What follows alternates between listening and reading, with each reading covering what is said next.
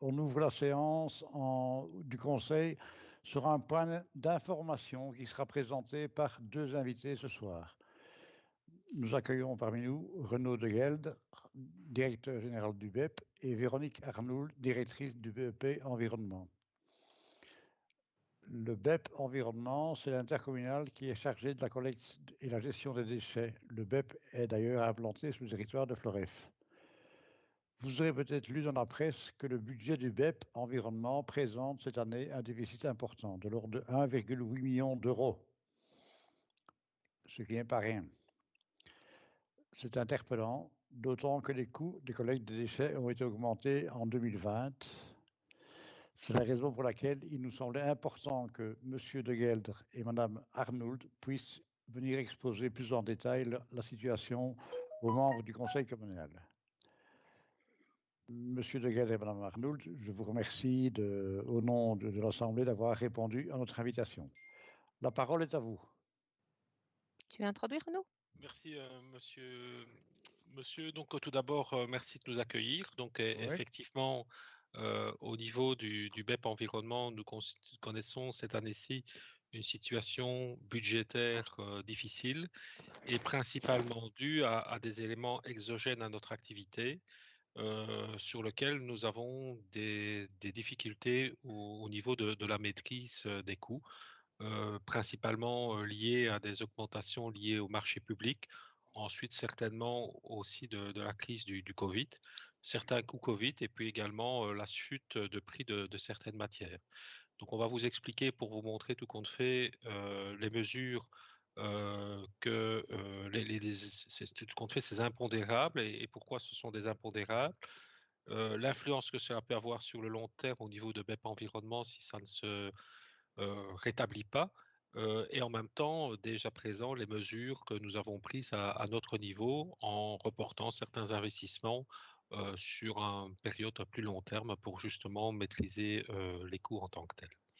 Voilà, et puis nous serons évidemment à votre disposition pour répondre à toutes les questions. Sachez également que nous sommes en contact étroit avec nos autres homologues d'intercommunal, d'environnement sur l'ensemble de la région wallonne qui connaissent des problématiques similaires et que nous avons également interpellé la ministre en charge de l'environnement sur cette problématique d'éléments exogènes, notamment la chute du papier carton, pour voir si la région wallonne ne pouvait pas se pencher sur cette problématique. Nous allons vous expliquer tout ça en détail, chiffres à l'appui. Véronique. Merci Renaud. J'ai un PowerPoint, je suppose que ça va fonctionner pour vous le partager. Voilà, je pense que c'est celui-là. Pourquoi j'en ai deux, je ne sais plus. J'espère que vous allez le voir. Voilà. Très bien. Voilà. C'est en grand écran. Moi, je le vois en grand écran. Je ne sais pas si vous le voyez en grand écran. Ça va ? Oui, très bien. Oui, ça va. Parfait, merci. Donc voilà, en effet, comme M. de Gelde le disait, la situation n'est pas positive pour le moment. Elle ne l'était pas non plus il y a quelques années.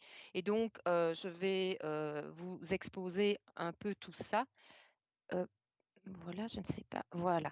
En repartant peut-être un peu sur un historique sur la situation financière telle qu'elle existait au 31 décembre 2019, sur, en effet, comme vous l'avez dit, le rééquilibrage des tarifs qui avait été décidé courant 2019 pour entrer en application en 2020, l'évolution du contexte depuis le début d'année, évolution du contexte qui touche principalement l'activité collecte, l'activité Reciparc et les impacts liés au Covid, et aboutir sur les perspectives financières et de trésorerie pour les années à venir, 2021-2024, et les décisions que le conseil d'administration de BEP Environnement a dû prendre pour reporter certains investissements, prendre des mesures d'optimisation des dépenses. Alors, un petit retour en arrière, pour ceux, ça va peut-être être une redite pour ceux qui sont là depuis longtemps, peut-être une découverte pour ceux qui sont plus récents dans la fonction. En 2015-2016, il faut savoir que la région wallonne a pris différentes mesures afin de diminuer ses dépenses et des mesures qui ont impacté directement les intercommunales, où nous avons eu des pertes de subsides à différents niveaux, Donc, il faut savoir que quand on construit des infrastructures de gestion des déchets, comme le site de Floref, où nous sommes implantés, il y avait donc des subsides sur l'investissement, des subsides sur les intérêts des emprunts et en cours de route, il y a eu des changements. La région wallonne a réduit l'enveloppe de subsidiation. Il y a également eu des pertes de subsides pour les actions de prévention, pour la collecte des déchets organiques, la collecte des papiers cartons, où là, ça n'a pas été une perte de subsides, une réduction, mais carrément une suppression. Et dans le même temps, la région wallonne nous a transféré des charges. Par exemple, dans les parcs à conteneurs, depuis la création des parcs, il y a un flux très coûteux qui s'appelle les DSM, les déchets spéciaux des ménages, donc les petits déchets dangereux, qui par définition, puisqu'ils sont dangereux, coûtent très cher en coût de gestion. Et depuis la création des parcs, c'était la région wallonne qui gérait ce flux. C'est un flux qui, à l'époque, coûtait pour la zone BEP de l'ordre de 700 000 € par an. Et en 2015, la région wallonne, par mesure d'économie, a décidé de ne plus gérer ce flux et de le retransférer aux intercommunales, à elles d'organiser un marché public pour les gérer. Est arrivée dans le même temps la taxe kilométrique sur les poids lourds, donc différentes mauvaises nouvelles qui sont arrivées dans le même temps et qui, à l'époque, ont été estimées à 7 € par an par habitant, structurellement, de surcoût à impacter au niveau de la gestion des déchets. Alors, dans un premier temps, l'intercommunal a supporté sur ses fonds propres et sur ses réserves l'impact de ces mesures. En 2016, nous n'avons rien répercuté aux communes.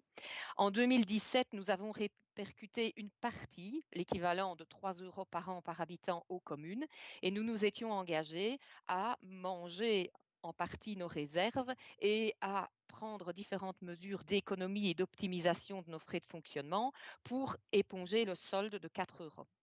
Ces mesures d'économie ont porté leurs fruits puisque malgré tout cela, en 2017-2018, nous avons pu, vaille que vaille, maintenir l'intercommunal à l'équilibre en faisant un très léger boni de 40 000 et 80 000 €. Alors vous allez me dire c'est un boni, mais quand on sait que notre chiffre d'affaires est entre 40 et 50 millions d'euros, 40 000 € c'est rien, c'est une goutte d'eau. Donc c'est pour le même prix, on est en perte de 100 000 €. C'est vraiment, ça se joue sur le fil. En 2019, malheureusement, toutes les mesures d'économie, d'optimisation n'ont plus été suffisantes et nous avions déjà engrangé une première perte significative de 1 million, presque 1 300 000 €. Alors évidemment, ça veut dire que le cash flow de l'intercommunal diminue chaque fois et donc qu'on doit ponctionner dans nos réserves, par exemple, pour rembourser nos emprunts, nos investissements qui ont été consentis par le passé. Alors en 2019, face à cette situation, nous n'avons pas eu d'autre choix que de rééquilibrer nos tarifs. Et c'est la hausse assez importante dont vous parliez tout à l'heure, qui a été répercutée aux communes à partir du budget 2020, donc à partir du budget de l'année dernière. Donc chaque année, on communique vers le mois de septembre les prévisions budgétaires pour l'année à venir. Et donc après décision du comité d'avis qui regroupe l'ensemble des communes et du conseil d'administration en juin 2019, nous avons impacté une hausse d'environ 5,60 € par an par habitant à toutes les communes à partir de 2020. Cette hausse, c'était la combinaison de plusieurs facteurs. D'abord, l'application habituelle des formules d'indexation qui s'appliquent sur la collecte et sur les traitements de déchets classiquement, mais qui ne représentent d'habitude pas des sommes aussi importantes. Et c'était le rattrapage surtout des 4 € par an par habitant qu'on n'avait jamais répercuté aux communes suite aux pertes de subsides. Il y avait également dans les 5,60 € une petite partie liée à l'augmentation qu'on pressentait déjà très forte à ce moment-là, augmentation assez substantielle des charges d'exploitation externes des Reciparcs. Donc les Reciparcs, vous le verrez tout à l'heure, ont connu des augmentations assez importantes des coûts de transport et des coûts de traitement qui sont externalisés. Et donc nous avions dû déjà appliquer un rééquilibrage à ce niveau-là en 2020. Et on pensait qu'avec ça, on allait être à l'équilibre et que tout allait bien se passer. Malheureusement, le contexte a évolué fin 2019, début 2020. La crise Covid n'a évidemment rien arrangé et nous avons deux activités principales qui sont en difficulté, la collecte des déchets et le fonctionnement des Reciparcs. Alors, on va commencer par la collecte des déchets. Donc, la collecte des déchets, j'espère que les tableaux ne sont pas trop petits. La collecte des déchets, c'est des hommes et des camions principalement. C'est 50% des coûts de collecte qui correspondent à la charge de personnel et 22% au coût du charroi. Alors, si vous voyez la partie ici sur la droite, vous voyez que tant au budget 2020 qu'on a ajusté en milieu d'année dernière et au budget 2021, on a des charges de 21-22 millions d'euros et des recettes qui sont inférieures, donc l'activité collecte est en perte, et principalement à cause de la chute de valeur des papiers cartons dont M. de Gueldre a déjà parlé en tout début d'intervention et que je vais vous développer. Alors, bien entendu, notre objectif, c'est de maîtriser dans les frais de personnel la charge d'intérim que vous voyez augmenter. Donc, avec le temps, on a constaté un absentéisme, une problématique d'accident plus importante. Ce n'est pas propre à BEP Environnement, c'est propre à toutes les activités similaires à la nôtre, parce que c'est vrai que le métier de la collecte, c'est un métier difficile.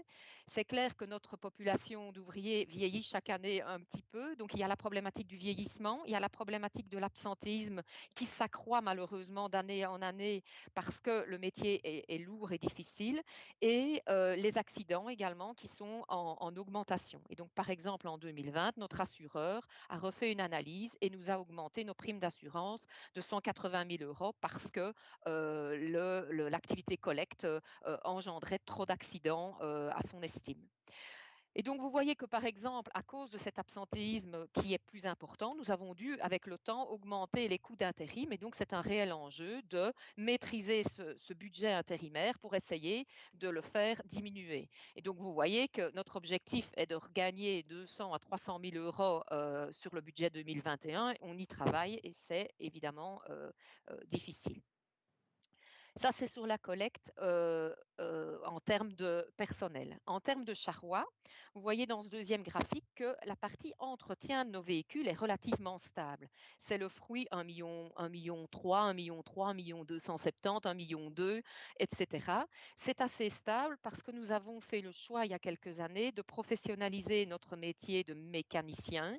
Donc, nous avons un réel staff de mécanos avec des ateliers et on a fait le choix de réparer nous-mêmes nos véhicules. Avant, on allait dans des garages externes et ça nous coûtait bien cher. Et donc ça, les efforts qu'on a réalisés portent toujours leurs fruits. Par contre, vous voyez que la ligne rouge, ce sont les amortissements de véhicules. Alors les amortissements, ils sont en très forte augmentation depuis 2 ans, pour la simple et bonne raison que, si vous vous souvenez, en 2009-2010, nous avons commencé les collectes sélectives d'organique. À l'époque, on a remplacé nos camions classiques par des camions compartimentés. On a investi, il y a 10 ans, 35 nouveaux camions compartimentés. Et 10 ans plus tard, cette flotte, elle est vieillissante, elle n'est plus opérationnelle et nous devons pour le moment, depuis 2 ans, racheter beaucoup de camions, qui fait que les charges d'amortissement augmentent et donc ça a un impact sur nos coûts de collecte. Alors, tout ce qui est activité de collecte, il y a une partie qui est répercutée aux communes, c'est la collecte des déchets ménagers et des organiques, bien sûr. Et il y a une partie que vous ne payez pas, c'est la collecte des emballages. C'est FOSPlus, qui est un organisme agréé au niveau belge, qui finance la collecte et le tri, recyclage des emballages. Principalement, on parle des sacs bleus, du verre et de la partie emballage des papiers cartons. Alors, nous sommes une intercommunale qui travaille en régie, donc nous avons notre propre charroi, nos propres hommes. Donc, ça veut dire que tous les 5 ans, contrairement à une intercommunale qui sous-traite et qui passe un marché public, nous devons renégocier un contrat avec FOSPlus et renégocier des tarifs pour revenir chaque fois à l'équilibre de nos coûts et que FOSPlus paye 100% du coût de cette collecte d'emballage. Les négociations, je ne vous le cache pas, elles ne sont pas faciles. La dernière en particulier a été longue et compliquée. Et nous avons par exemple dû démarrer la collecte du P plus MC, donc c'est l'élargissement du sac bleu à toute la fraction plastique qu'on a connue en octobre 2019. Ce démarrage de collecte, nous avons dû le commencer sans modifier nos tarifs. Donc, on avait convenu avec FOSPlus pour sortir de notre négociation qu'on allait commencer cette collecte sans changer les tarifs et qu'un an plus tard, on verrait comment ça évoluait.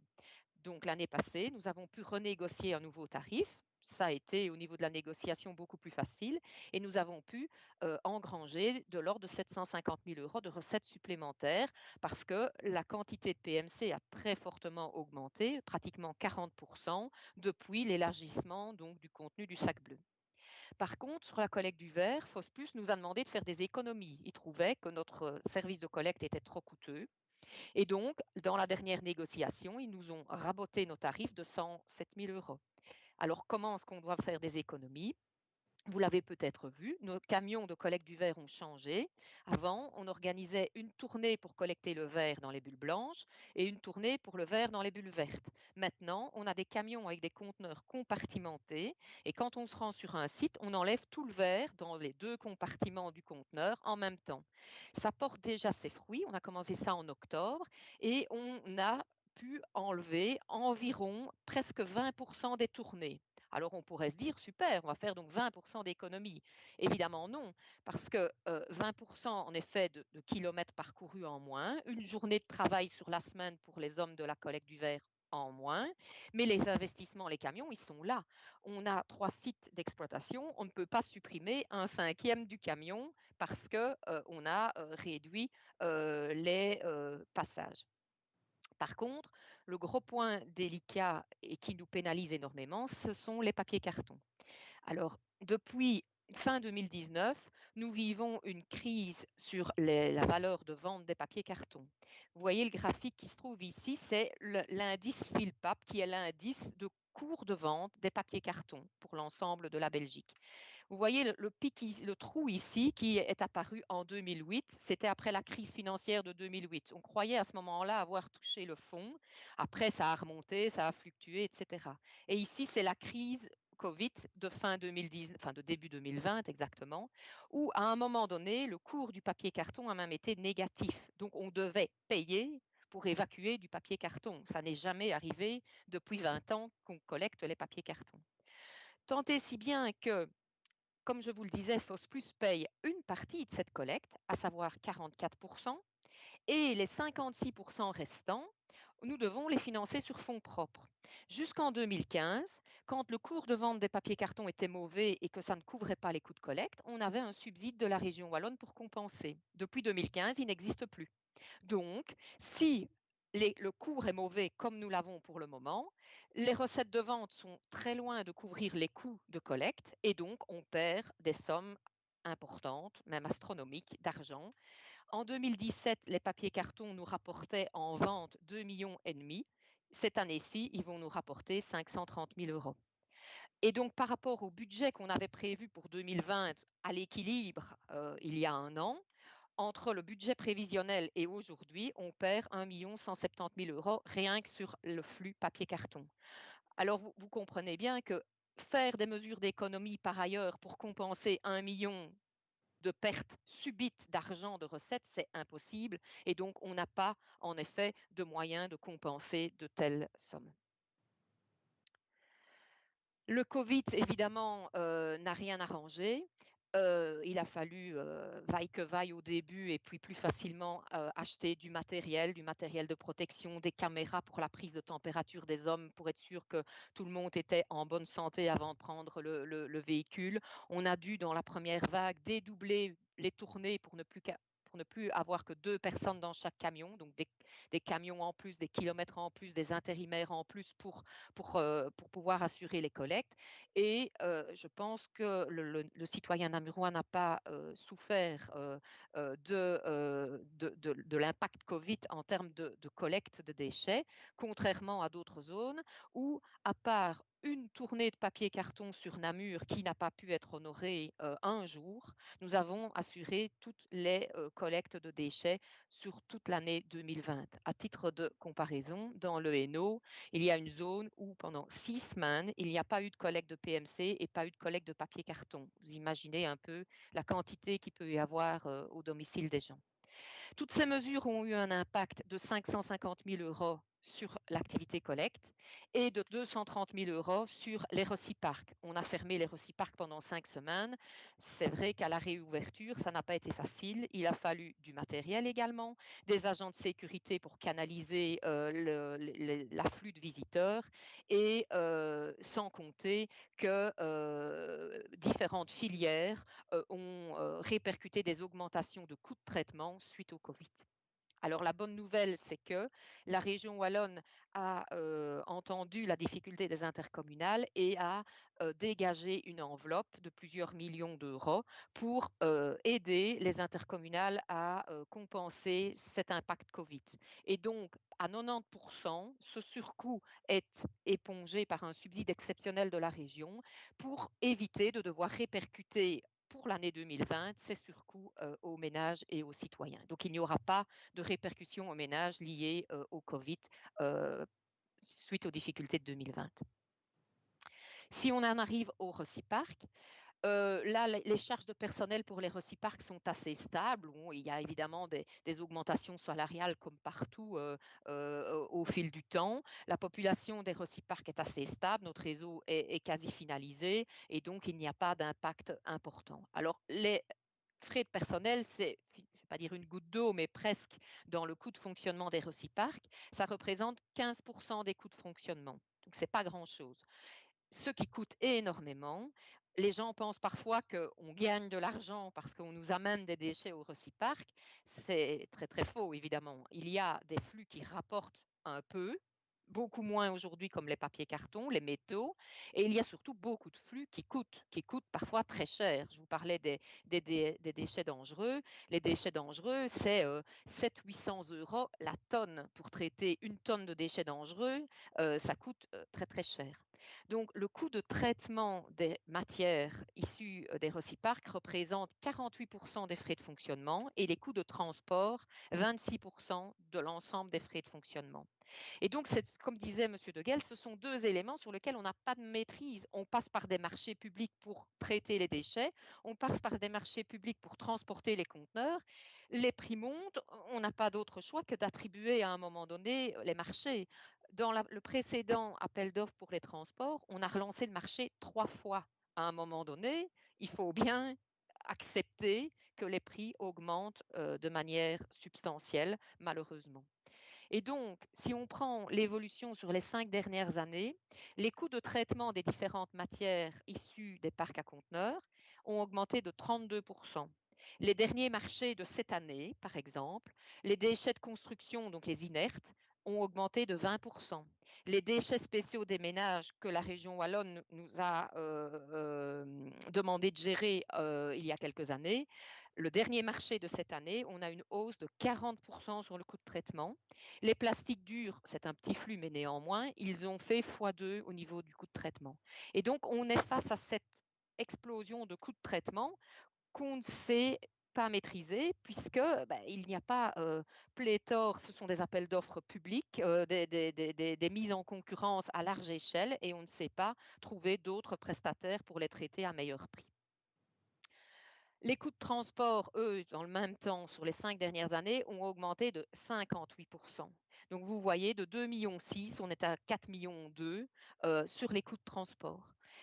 Il faut savoir aussi, je ne l'ai pas dit, mais le parc à conteneurs, c'est le premier outil de collecte de l'intercommunal. Aujourd'hui, il y a 53% de la masse des déchets que nous gérons qui transitent par les parcs à conteneurs. Donc, oui, le coût de fonctionnement des parcs est élevé, mais c'est plus de la moitié des déchets qui passent par les parcs.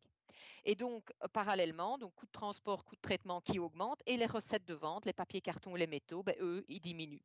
Donc, on est face à la quadrature du cercle, les rentrées diminuent, les dépenses augmentent, donc fatalement, les coûts de fonctionnement des parcs à conteneurs ne sont plus du tout à l'équilibre. La cotisation Reciparc aujourd'hui pour les communes namuroises est de 24,79 €. C'est clair qu'il y a peut-être une petite dizaine d'années, on était à 15 €. Donc, vous allez me dire, ça a augmenté énormément.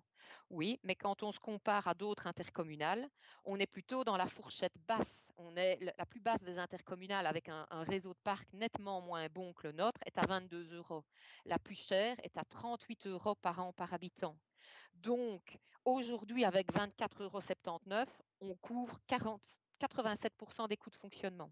Ça veut dire qu'il faudrait encore augmenter ce coût de fonctionnement des parcs pour revenir à l'équilibre. Sauf si, par exemple, les recettes de vente des papiers cartons remontent, si on maîtrise mieux les coûts de fonctionnement. Et on va en parler tout à l'heure.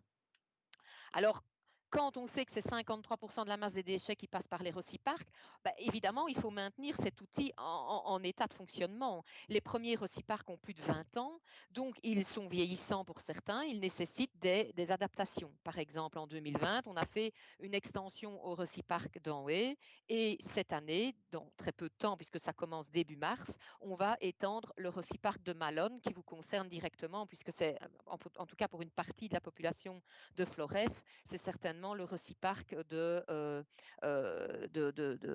privilégié. Alors, j'attire votre attention, puisqu'on est là, que le parc va fermer pour au moins un mois. Donc, on a, je pense, envoyé une information à la commune ces jours-ci. Donc, on commence des travaux d'agrandissement le 8 mars et il y aura quelques semaines de fermeture. Pour un mieux après, on va avoir plus d'espace dans ce reciparc. Et à venir, il y a en effet des reciparcs qui sont tellement vieillissants et tellement exigus et sans possibilité d'extension que nous allons devoir déménager, comme Sambreville et Aiguezé. Il y a un petit parc à conteneurs, un mini parc à conteneurs qui doit être créé à Sommeleuse et il y aura encore des extensions prévues à La Brouillère et à Andenne, La Brouillère étant également un parc intéressant peut-être pour une partie de la commune.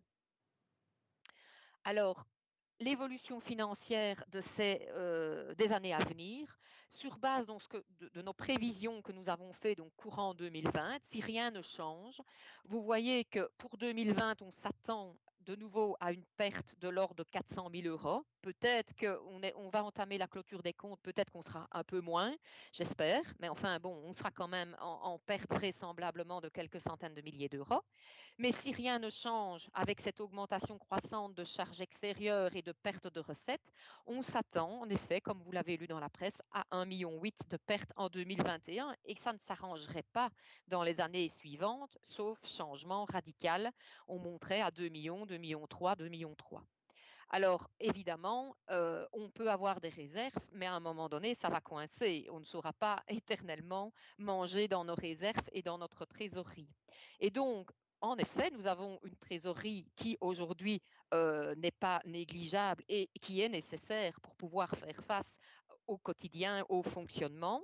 Il faut savoir que quand on regarde parfois l'encours des factures en retard, il y a des mois où on a par exemple, 3-4 millions d'euros qu'on nous doit et qui n'arrivent pas. Il est fréquent que FosPlus soit en retard de paiement de 1 million d'euros ou d'autres preneurs de matières. Donc, il nous faut de la trésorerie pour pouvoir faire face à les factures, elles sont de toute façon toujours payées in fine, mais parfois avec retard. Et donc, la trésorerie, qu'est-ce qu'elle va faire dans les années à venir? Si on ne fait rien, elle va chuter à une portion tellement faible que là, on sera en difficulté pour le quotidien. Et donc, on doit prendre des mesures tout de suite et peut-être des mesures d'augmentation prochaines pour remettre tout cela en équilibre. Alors, qu'est-ce qu'on a déjà décidé en conseil d'administration? C'est de reporter des investissements. Donc, quand on a vu la situation, il y avait des investissements prévus en 2021 au centre de compostage, dans des centres de transfert, même à Floref, dans les reciparcs, qui ont été purement et simplement reportés. Ça, c'est une première chose. Alors, on a également mandat de notre conseil d'administration de poursuivre tous nos processus d'optimisation de dépenses. Par exemple, à la collecte, nous avions un système, mais qui a 10 ans maintenant, de guidage et d'optimisation de nos tournées. Ce système est vieillissant. Nous venons de décider de réacquérir un nouveau logiciel pour optimiser nos tournées, pour éviter les oublis de collecte. On travaille beaucoup pour le moment sur les oublis du personnel. Alors, c'est aussi parce que le système de guidage n'est plus très efficient que ça arrive. Et donc, à terme, l'objectif, c'est de ne plus devoir renvoyer le lendemain des coups de main pour rattraper les oublis de la veille. Parce que c'est chaque fois remettre un équipage et c'est des coûts dont on se passerait bien. On a entamé un examen à la demande des communes de réduction des fréquences de collecte. de se dire aujourd'hui, avec le sac bleu qui prend plus d'importance, est-ce qu'il faut encore collecter les déchets ménagers toutes les semaines? On a mené des études, on a implémenté les résultats de l'étude en pratique de manière théorique, mais sur base de notre territoire. Et on a présenté cela au conseil d'administration, on va le présenter au comité d'avis le mois prochain. Néanmoins, il faut pas se leurrer. Si on veut faire des économies, il faut réduire le service. Donc, réduire la facilité pour la population. C'est facile aujourd'hui. On a les camions qui passent toutes les semaines pour les déchets ménagers, les organiques, tous les 15 jours pour les PMC. Les citoyens sont gâtés par rapport à d'autres pays, par exemple en France, où on doit aller jusqu'à un point d'apport volontaire pour déposer ses déchets. Nous, le Wallon a quand même été fort gâté. Et donc, c'est des débats qu'on doit avoir. Est-ce qu'il faut réduire les fréquences de collecte? Il faut réduire le service ou pas pour réduire les coûts? On va suivre évidemment toujours la problématique FOS+. Et si les objectifs de réduction du verre ne sont pas atteints, on renégociera nos tarifs. Et on va suivre et analyser toute cette problématique d'absentéisme. Au niveau des Reciparcs, les seules marges de manœuvre qu'on voit, il y en a deux, pour maîtriser les coûts, puisqu'on ne sait pas jouer sur les marchés publics, c'est optimiser le remplissage des conteneurs. On va tester à partir de mars un système de compaction. Donc, c'est une petite presse mobile qui vient compacter l'intérieur des conteneurs. Et on va tester ça au Reciparc de Champion, qui est notre plus gros Reciparc, pour essayer de mettre plus de tonnes dans les conteneurs avant de les transporter. Et si les économies sont suffisantes, ça couvrirait non seulement l'amortissement de ce système de compaction, mais ça nous permettrait de diminuer de manière importante nos coûts de transport et donc de maîtriser nos coûts. Une autre piste, c'est de revoir les quotas à la baisse. Mais de nouveau, des révisions des quotas à la baisse, vous allez me dire réduction du service, peut-être risque de dépôt sauvage. Il faut trouver l'équilibre entre les différents aspects financiers et environnementaux. Un suivi pointu, évidemment, de toutes les dépenses d'investissement. Le mot d'ordre pour nos ingénieurs qui suivent les travaux, c'est vous réduisez les coûts au maximum. C'est pour tous travaux que nous menons pour le moment qu'on essaye de réduire les investissements au maximum. Il y aura peut-être nécessité de revoir la formule de révision des Reciparcs, puisqu'on constate que l'indexation liée à cette formule d'indexation ne couvre pas les évolutions des coûts externes, transport et traitement. Et si toutes ces mesures ne suffisent pas, à l'horizon 2022 ou 2023, nous ne voyons pas d'autre choix que de revenir vers un rééquilibrage tarifaire qu'on veut le plus faible possible, évidemment. Si le cours des papiers cartons remonte, ce qui semble être un peu le cas ici en début d'année 2021, on a un léger soubresaut positif. Si la situation de certains flux s'améliore, ça sera d'autant plus facile de rééquilibrer les coûts. Si pas, il faudra à un moment donné revenir vers les communes avec une augmentation de certaines charges, de certains postes de fonctionnement. Voilà, en gros, la situation.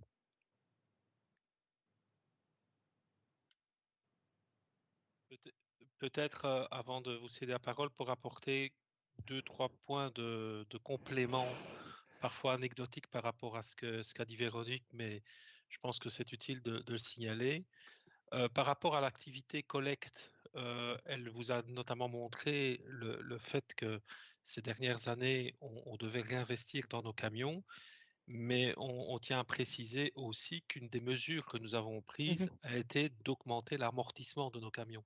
Donc à l'heure d'aujourd'hui, nos camions collectent et vous voyez aussi comment nos camions fonctionnent, c'est-à-dire avec quand même, c'est un rythme particulier, les camions de collecte, ils durent 10 ans. Donc autrement dit, on les pousse au maximum pour faire en sorte à un moment donné d'avoir la durée d'amortissement plus longue. Mais comme l'a signalé Véronique, à l'heure d'aujourd'hui, on arrive à la nécessité d'un renouvellement pour des camions qui atteignent les 10 ans. La deuxième chose, dans les négociations FOS+, je tiens quand même à souligner que les négociations sont très dures et parce qu'elles sont très dures, elles sont très longues, tout simplement aussi parce que FOS+ a des critères mais des critères qui sont souvent liés à des zones populeuses et des zones urbaines.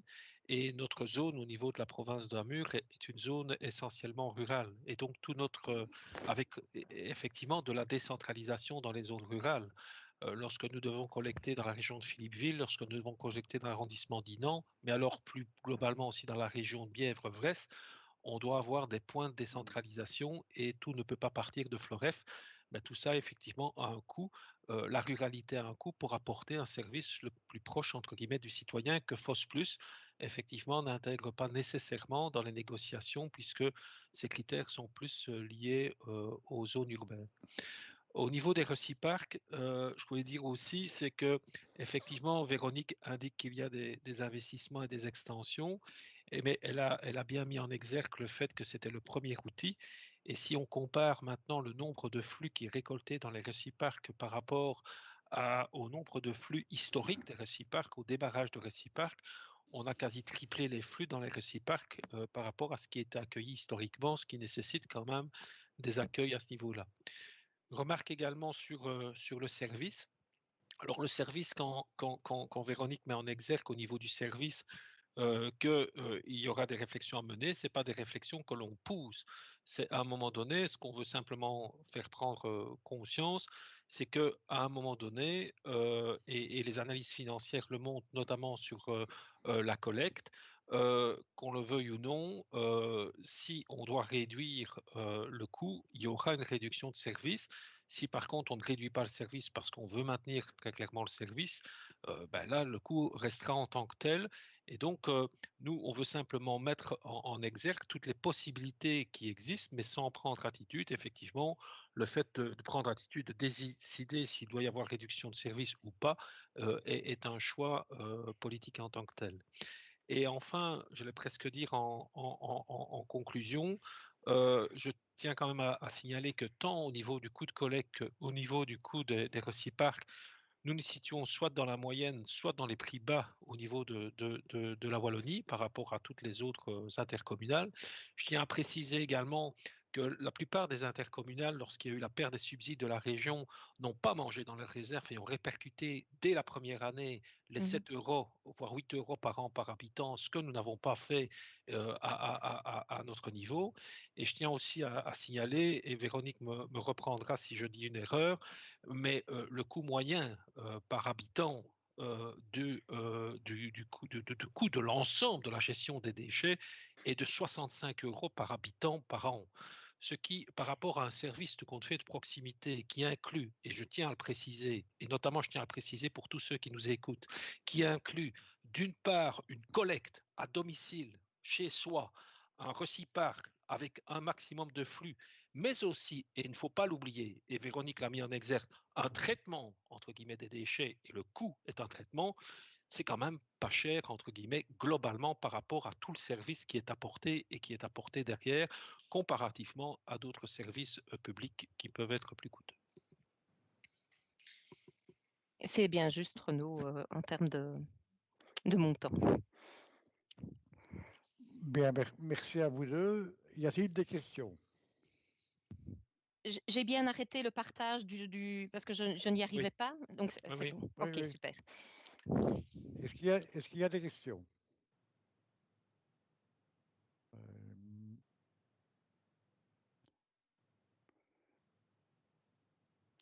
Philippe Vautard. Oui, Philippe, on t'écoute. Oui, voilà. Voilà, d'abord, j'aimerais remercier, bonjour Renaud, bonjour, Madame Arnoult.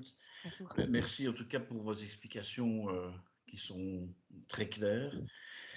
Je suppose que vous devez avoir beaucoup de travail puisque vous faites le tour un peu des communes pour expliquer un peu la situation du BEP environnement. Donc moi, je trouve que ça a le mérite en tout cas d'avoir une certaine vision, qui est une vision, je veux dire, factuelle sur la gestion des déchets de la province de Namur, ici, en ce qui nous concerne. Je pense que c'est intéressant, peut-être, enfin, c'est certainement intéressant à avoir. Moi, je retiendrai deux choses, et sans rentrer dans un débat politique aujourd'hui, parce que je pense qu'on n'est pas ici pour en faire un débat politique aujourd'hui, ce soir. C'est une information. L'ordre du jour nous disait d'ailleurs que c'était une information et nous n'avions pas reçu les documents au préalable. Donc je dirais qu'il y a quand même une bonne nouvelle, c'est que, enfin il y a plusieurs bonnes, en tout cas bonnes nouvelles, c'est que vous avez reçu un subside exceptionnel pour faire face à la crise Covid de 90% de subsides exceptionnels. On espère en tout cas de la région wallonne, donc on espère en tout cas qu'il va y avoir un débat de fond maintenant au niveau de la région wallonne pour remettre un peu des subsides qu'ils ont enlevés, que l'on a enlevés. Bref, on ne peut pas savoir qui était dans la majorité à ce moment-là. Le CDH y était probablement, mais je pense qu'il devrait peut-être y avoir un débat de fond politique au niveau de la région wallonne pour voir si on ne devrait pas soulager un peu à ce niveau-là le coût des intercommunales. En tout cas, vous féliciter le conseil d'administration aussi, parce que je pense qu'il y a déjà eu un débat politique au sein du conseil d'administration pour essayer de trouver des pistes de réflexion. Mais moi, je me mettrais en tout cas du côté tout simplement du citoyen qui se dit tout simplement il y a un phénomène et on le rencontre un peu, et c'est vrai qu'il y a un service qui est rendu et on ne va pas critiquer le service qui est rendu par le BEP auprès des citoyens, et c'est vrai que les citoyens sont peut-être un peu gâtés, qu'ils l'oublient parfois un peu, mais je pense qu'il y a aussi une grosse interrogation maintenant.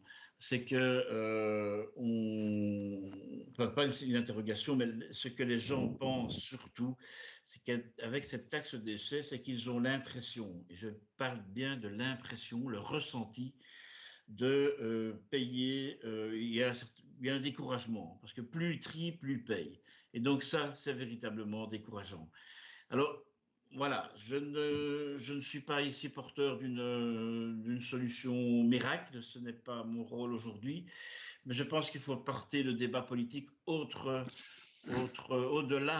de la sphère politique communale. J'espère en tout cas que nos dirigeants politiques wallons pourront en tout cas trouver aussi une solution plus pérenne, en fait, pour diminuer le coût auprès de nos citoyens. Voilà, merci beaucoup encore à vous deux.